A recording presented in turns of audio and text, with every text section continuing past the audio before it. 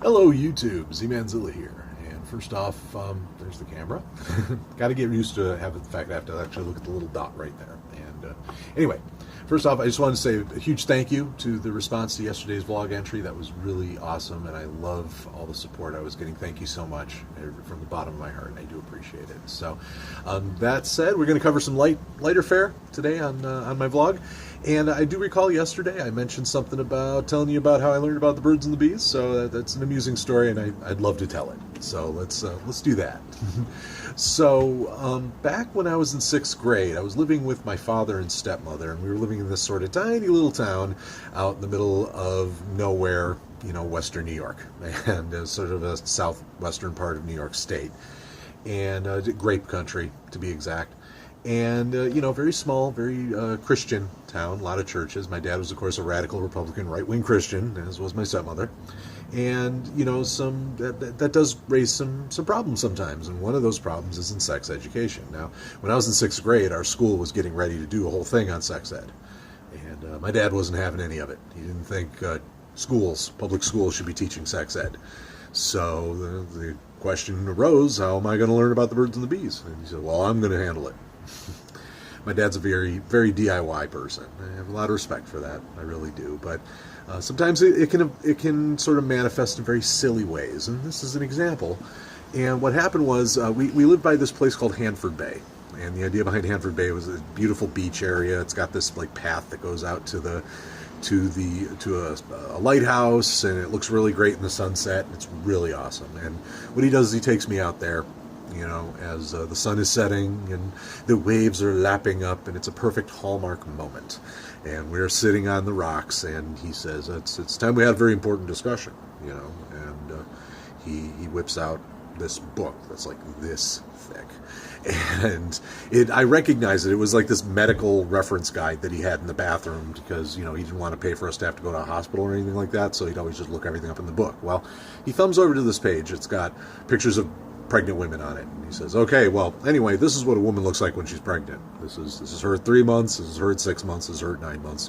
And then, she has the baby, and that's what this looks like, And, I was the first of 4 kids, and he knew this.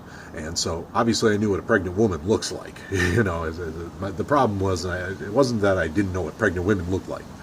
So, I was like, okay, well, that's fascinating and all, but how do women get pregnant?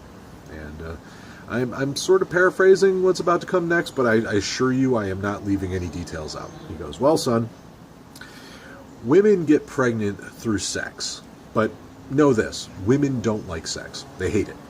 Now, they pretend to like it because guys like sex. Guys love sex, but women don't like sex.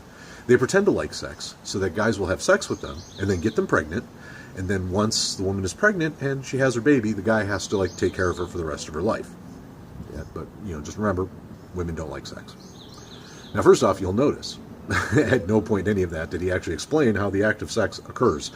And I actually didn't know the, pardon the expression, ins and outs of sex until well into my informative years. Or formative years, I guess is the term. And so I had no idea even how sex was performed. All I knew was, that women pretend to like it so that they can get guys to get them pregnant. And so all throughout high school, I was just dreadfully afraid of women. Don't get me wrong, I had crushes on women, but I was also very afraid of them. And to the point where any woman that openly flirted with me, I was just scared of and would just walk away from. As you can imagine, this got me sort of a reputation in high school. So we won't necessarily need to go in that, but where it all sort of culminated was my senior year of high school. It's coming up time for the senior prom. Now, my mom, she asks me, she says, who are you taking to prom? Who are you taking to your prom? And I said, I'm not going to prom, Mom. I don't know why you think I would. And she says, well, why not? I said, well, nobody to go with. Well, why do I care, And she sits me down and she goes, look, son, I love you very much. And I just want you to know that I will love you and accept you no matter what. And it's okay if you want to ask Jeff to the prom. So, backstory. My best friend since high school is Jeff.